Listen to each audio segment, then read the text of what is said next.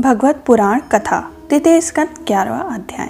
नमस्कार दोस्तों, यदि आप हमारे चैनल पर न्यू हैं तो चैनल को जरूर सब्सक्राइब कर लीजिएगा। बेल आइकन को प्रेस करके कमेंट बॉक्स में जय श्री हरि कृष्ण जय श्री हरि विष्णु अवश्य लिखिएगा। यदि आप गर्भवती माता हैं तो इसको प्रतिदिन प्रातः काल के समय या शाम काल के समय आप सुन सकते हैं, जिससे आपको इसका पूरा फल प्राप्त होगा। जैसे संतान की आप कामना करते हैं वैसे संतान की आपको प्राप्ति होगी। हमारा 11वां अध्याय जो यहाँ से प्रारंभ होता है। यदि आप हमारे चैनल पर न्यू हैं तो इसको जरूर सब्सक्राइब कर लीजिए। श्रेष्ठ संतान की प्राप्ति के लिए जो इसको प्रतिदिन सुनता है उसको बहुत ही श्रेष्ठ संतान श्री हरि विष्णु की कृपा से प्राप्त होती है। 11वां अध्याय जो यहाँ से प्रारंभ होता है। मानवतर आदिकाल विभाग का वर्णन।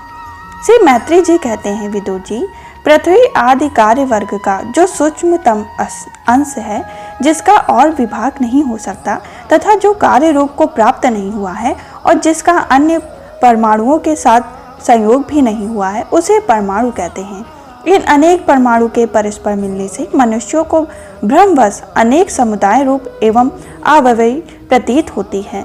यह परमाणु जिसका सूक्ष्मतम अंश है, अपने सामान्य स्वरूप में स्थित उस पृथ्वी आदि कार्यों की एकता, समुदाय अथवा समरूप का नाम परम महान है। इस समय उसमें ना तो प्रलय आदि अवस्था भेद की स्फूर्ति होती है, ना नवीन प्राचीन आदि काल भेद का भान होता है, और न ही घट पट आदि वस्तु का भेद होता है।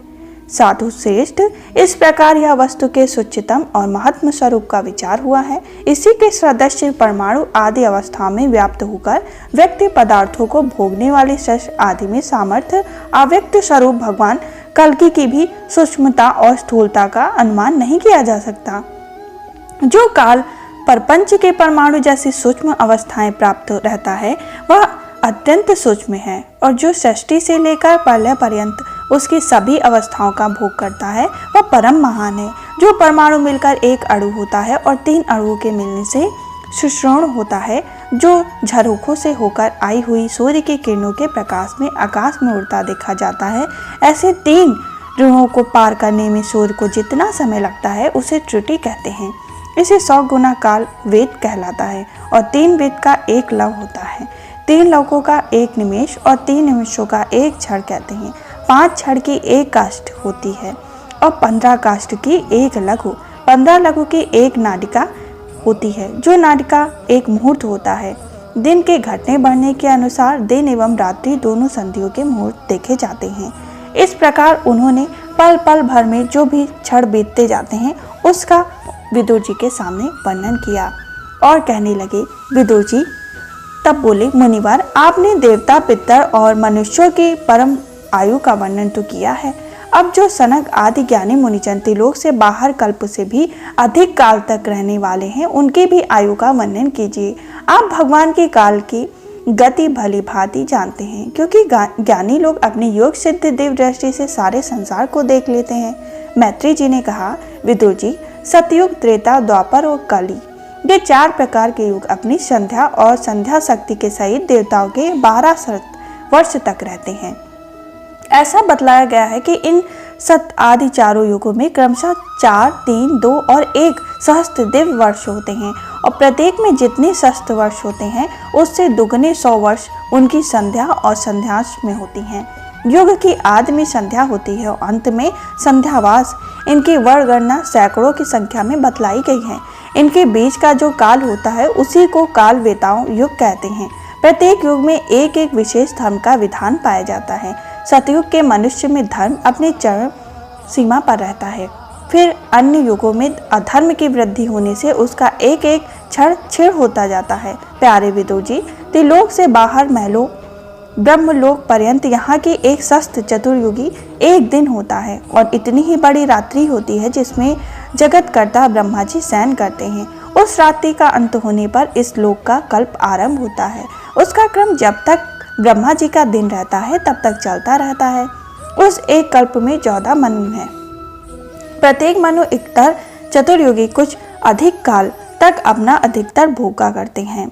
प्रत्येक मानवता में भिन्न भिन्न मनुवंशी राजा लोग, सप्तऋषि, देवगण, इंद्र और उनके अनुयायी गंधर्व साथ साथ ही अपनी अधिकार भोगते रहते हैं। ब्रह्मा जी की प्रतिदिन सृष्टि जिसमें तीनों लोकों की रचना होती है, उसमें अपने अपने कर्म अनुसार पशु पक्षी मनुष्य पितर और देवताओं की भी उत्पत्ति होती है। इन मानव अवतार में भगवान सद्गुण आश्रय ले अपनी मनु आदि मूर्तियों के द्वारा पुरुष प्रकट करते हुए इस विश्व का पालन करते हैं। काल चक्र में जब ब्रह्मा जी का दिन बीत जाता है तब वे तमोगुण के संपर्क को स्वीकार कर अपनी सृष्टि रचना रूप पुरुष स्थगित करके निश्चय भाव से स्थित हो जाते हैं। उस समय सारा विश्व उन्हीं में लीन हो जाता है।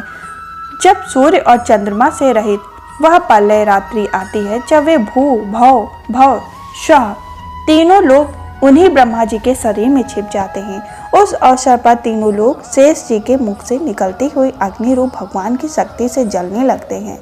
इसलिए उसके तप से व्याकुल होकर भृगु आदि मुनिवर महल जन लोगों चले जाते हैं। इतने में ही सातों समुद्र प्रलय काल के प्रचंड पवन से उमड़कर अपनी उछलती हुई उतास तरंगों से त्रिलोक को डूबते हुए देते हैं। तब इस जल के भीतर भगवान से सही योग निद्रा से नेत्र मूंद कर शयन करते हैं। उस समय जनलोकी निवास मुनिगण उनकी स्तुति किया करते हैं। इस प्रकार काल की गति से एक सहस्त्र चतुर्युग रूप में प्रतीत होने वाले दिन रात के हेर फेर से ब्रह्मा जी 100 वर्षों को परमायु भी बीतती हुई से दिखाई देती है। ब्रह्मा जी आयु के आधे भाग को परात कहते हैं। अब तक पहला परात तो बीत चुका है, दूसरा चल रहा है। पूर्व परात के आरंभ में ब्रह्मा नामक महान कल्प हुआ था। उसी में ब्रह्मा जी की उत्पत्ति हुई थी। पंडित जन इन्हीं शब्द ब्रह्म कहते हैं। उसी परमात्म के अंत में कल्प हुआ था, उसे पद्म कल्प कहते हैं। इसमें भगवान के नाभि सरोवर से सर्वलोकमय कमल प्रकट हुआ था। विदुर जी, इस समय जो कल्प चल रहा है वह दूसरे परात का आरंभ बतलाया जाता है। यह वारा कल्प नाम से विख्यात है। इसमें भगवान ने सूकर रूप धारण किया। यह 2 परात का काल अव्यक्त अनंत अनादि विश्व श्री हरि एवं नैमिष्य माना जाता है। यह परमाणु से लेकर द्विपरात फैला हुआ है। काल सर्व सामर्थ होने पर भी सर्वदा श्री हरि पर किसी प्रकार की प्रभुत्ता नहीं रखता। यह तो देहदाही में अभिमान रखने वाले जीवों को ही शासन करने में सामर्थ है। प्रकृति महत्व अंगकार और पंचमात्र इन 8 प्रकृति के सहित 10 इंद्रियां मन और पंचभूत इन 16 विकारों से मिलकर बना हुआ है। यह ब्राह्मण कोश भीतर से 50 करोड़ योजन विस्तार वाला है तथा इसके बाहर चारों ओर उत्तरोत्तर 10-10 गुने 7 आवरण हैं। उन सबके सहित यह जिसमें परमाणु के समान पड़ा हुआ दिखता है और जिसमें ऐसी करोड़ों ब्रह्मांड राशियां हैं, वह इन प्रधान समस्त कारणों का कारण अक्षर ब्रह्म कहलाता है और यही पुराण पुरुष परमात्मा श्री विष्णु भगवान का श्रेष्ठ धाम स्वरूप है। इस प्रकार हमारा 11वां अध्याय संपूर्ण हुआ। यदि आप हमारे चैनल पर न्यू हैं तो चैनल को जरूर सब्सक्राइब कर लीजिएगा, बेल आइकन को प्रेस कर लीजिएगा। कमेंट बॉक्स में जय श्री हरि कृष्ण जय श्री हरि विष्णु अवश्य लिखिएगा। यदि आप गर्भवती माता हैं और अपने संतान को श्रेष्ठ संतान मतलब आप प्राप्ति चाह रही हैं तो इस चैनल को जरूर सब्सक्राइब करिए और भगवत पुराण के पूरे आप मैं कह सकती हूँ प्लेलिस्ट को जाके विजिट करिए, जिससे आपको श्रेष्ठ संतान की प्राप्ति हो। जैसे संतान की आप कामना करते हैं श्री हरि विष्णु की कृपा से वैसे संतान आपको मिले। और हमारे अगला अध्याय सुनने के लिए भी आप हमारे चैनल को जरूर सब्सक्राइब कर लीजिएगा। हम फिर मिलेंगे 12वें अध्याय के संग। तब तक ले जय श्री हरि कृष्ण जय श्री हरि विष्णु।